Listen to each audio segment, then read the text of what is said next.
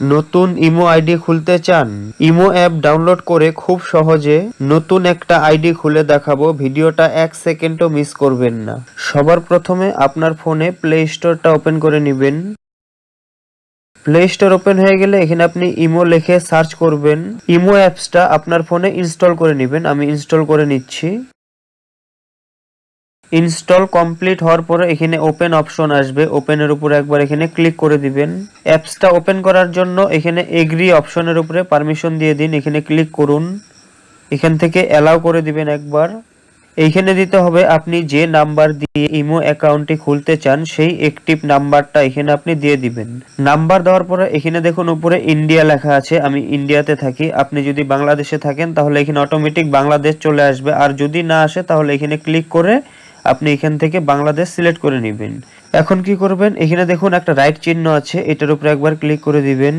এখানে নাম্বারটা আরেকবার দেখাবে, আপনি যদি ভুল নাম্বার দিয়ে থাকেন তাহলে এখানে এডিট করে সেটাকে শুদ্ধ করে দিতে পারবেন।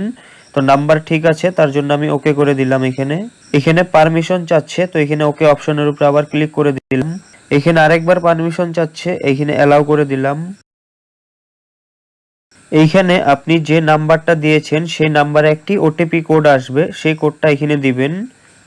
ইন্টার ইউর নেম, আপনি ইমো আইডিতে যে নামটা রাখতে চান সেই নামটা এখানে দিয়ে দিবেন। নাম দেওয়ার পরে এখানে রাইট চিহ্ন আছে দেখুন, এটার উপরে একবার ক্লিক করে দিবেন। এখানে প্রোফাইল পিকচার অ্যাড করার জন্য এখানে দেখুন ক্যামেরার ছবি আছে, এটার উপরে ক্লিক করবেন। এখান থেকে আপনার গ্যালারিটা ওপেন করে নেবেন, চুজ ফ্রম অ্যালবাম।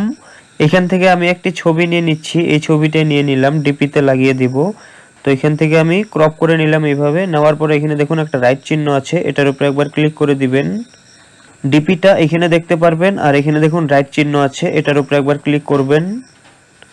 এখান থেকে একবার অ্যালাউ করে দিবেন। এখন কিন্তু আমাদের ইমো আইডি পুরো কমপ্লিট তৈরি হয়ে গেল। তো বন্ধুরা, এই ছিল আজকের ভিডিওটা যদি ভালো লাগে তাহলে প্লিজ চ্যানেলটি সাবস্ক্রাইব করতে ভুলবেন না।